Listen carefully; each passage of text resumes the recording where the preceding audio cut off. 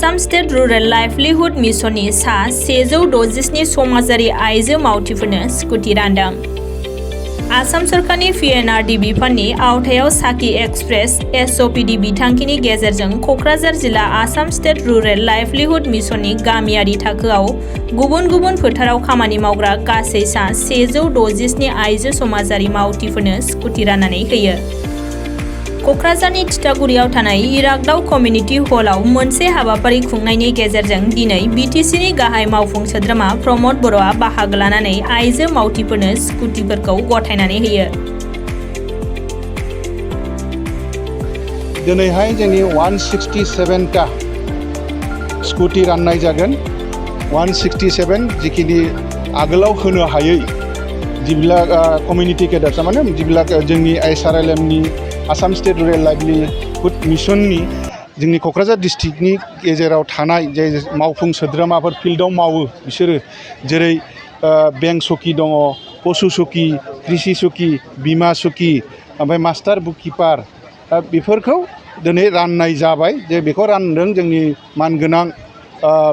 मानगोनां BTCनि चिफ श्रीजुत प्रमद बर' सारा।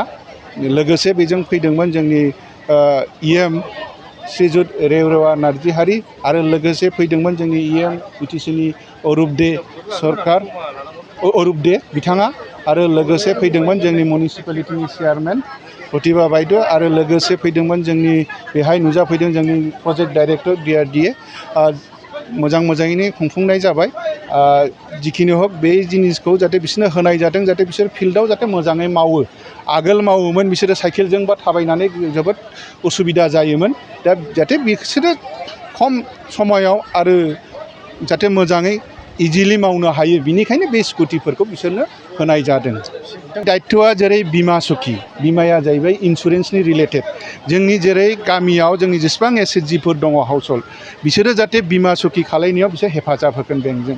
आरो जेरै बेंक मित्र दङ बेहाय लन लानायनि खेथ्रआवहाय लोगोसे जोंनि एकाउन्ट खुलिनायनि खेथ्रआवहाय बेफोर बायदि जेसेबां जोंनि सेल्फ हेल्पनि मेम्बार दं बेफोर खालामनो थाखाय बेंकजों लन मोननाय बा एकाउन्ट खुलिनाय जेसेबाङानो जाथों जेसेबां बेंकजों रिलेटेड दं बेफोरखौहाय आरो एवारनेस होयो माब्रै लन दोननांगौ फैसा दोननांगौ मानांगौ बेफोरनि सोमोन्दै बिसोरो फिल्डआव बुङो हेफाजाब होयो। बिनि थाखाय बिसोरो जोंनि SRLMनिफ्राय अनारारियाम मोनो खामानि मावबासो।